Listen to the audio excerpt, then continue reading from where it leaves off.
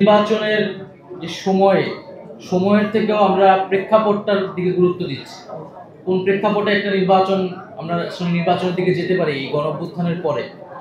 ফলে আমরা আসলে শর্ত থেকে আমরা আমাদের জায়গা থেকে আমাদের দাবিটা জানাচ্ছি।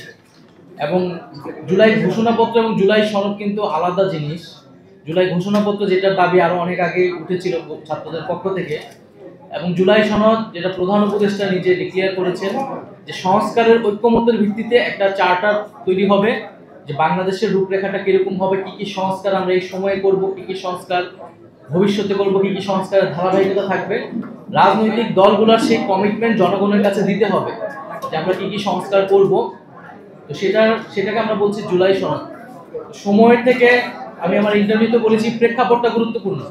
এই গণঅভ্যুত্থানের পরে গণঅভ্যুত্থানের মানুষ যে পরিবর্তনের আকাঙ্ক্ষা থেকে এসেছিল, ন্যায় বিচারের আকাঙ্ক্ষা থেকে এসেছিল, সেই দুইটা জায়গা তো মানুষকে দিতে হবে, পূরণ করতে হবে।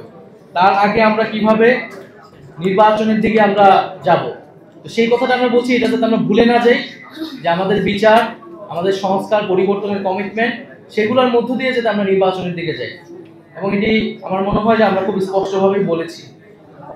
দ্বিতীয়ত হচ্ছে এখানে যে আর্থিক জায়গা নিয়ে কথা বলা হচ্ছে, আমরা বাংলাদেশে রাজনৈতিক সংস্কৃতিতে আমরা চাই এই পরিবর্তনটা আসুক, যে কারা আর্থিকভাবে সহায়তা করা হচ্ছে, কোন খাতে সেটা ব্যয় হচ্ছে, এই সংস্কৃতিটা রাজনৈতিক দলগুলোর মধ্যে আসুক, এই সংস্কারটাও আসুক রাজনৈতিক দলগুলোর ভিতরে। আমাদের জায়গা থেকে আমরা এটা দাবি করছি। এককভাবে এই সংস্কৃতি কিন্তু আমাদের পক্ষে দেওয়া করা সম্ভব না।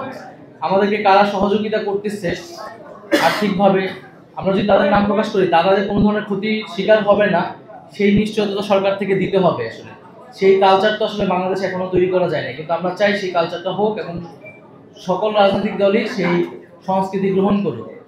দ্রব্যমূল্য নিয়ে এখানে আমার মনে হয় যে আমার সাথে যারা আছেন তারা এর আগেও থেকে নাগরিক কমিটি বৈষম্যবিরোধী আন্দোলনের জায়গা থেকে বারবার বলেছেন, এবং গতকাল আমরা ইফতার প্রোগ্রামে বলেছি দ্রব্যমূল্য, তেলের দাম এবং ঈদের বাজার যাতে নিয়ন্ত্রণে থাকে। আমরা যেসব অলিগার্ড ছিল বাংলাদেশে, যারা দুর্নীতিবাজ, লুটেরা, ব্যবসায়ী শ্রেণী ছিল, আমরা কখনোই তাদেরকে সমর্থন করি না, করব না।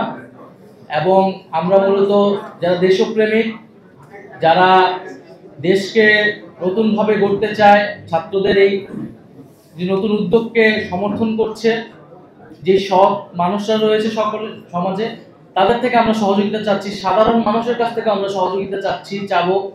আমরা রিক্সাওয়ালা থেকে শুরু করে সমাজের সকল শ্রেণী পেশার মানুষের কাছে যাব আর্থিক সহায়তার জন্য। কারণ আমরা মনে করি এটা জনগণের দল এনসিপি, এবং জনগণের অর্থতেই এটি আসলে পরিচালিত হবে। এবং আমাদের একটা ফিনান্সিয়াল পলিসি টিম গঠন হয়েছে।